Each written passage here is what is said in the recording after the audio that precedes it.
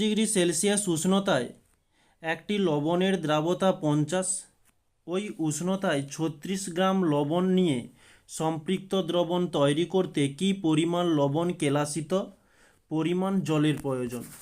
তো আমাদের প্রশ্নের মধ্যে যেটা রয়েছে সেগুলো আগে করব। 35 ডিগ্রি সেলসিয়াস উষ্ণতা, টি সমান বলেছে 35 ডিগ্রি সেলসিয়াস, বলছে লবণের দ্রাবতা। তাহলে লবণ কি হয়ে থাকে? লবণ হচ্ছে,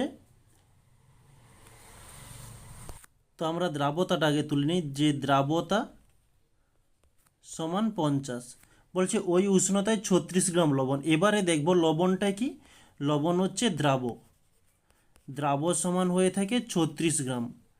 তো ওকে সম্পৃক্ত করতে কি পরিমাণ লবণ কেলাসিত পরিমাণ জলের প্রয়োজন। তাহলে জল বলছে মানে দ্রাবকের পরিমাণ চাইছে, দ্রাবক সমান জিজ্ঞাসা চিহ্ন। তো আমরা দ্রাবতা নির্ণয়ের একটা সমীকরণ জানি, যে দ্রাবতা সমান গ্রামে প্রকাশিত দ্রাবের ভর বাই গ্রামে প্রকাশিত দ্রাবকের ভর ইন্টু 100।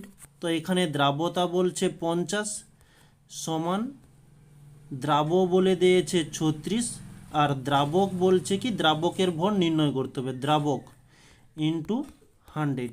তো দ্রাবক নির্ণয় করতে হবে, তাই আমরা দ্রাবককে অপোজিটে নিয়ে চলে এলাম, 36 বাই 50 ইন্টু 100। তো 50 দুগুণে 100 আর 36 দুগুণে আমরা পেয়ে যাচ্ছি 72, এত।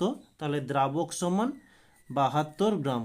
তাহলে আমরা লিখতে পারি যে এই দ্রবণটিকে সম্পৃক্ত করার জন্য 72 গ্রাম লবণ,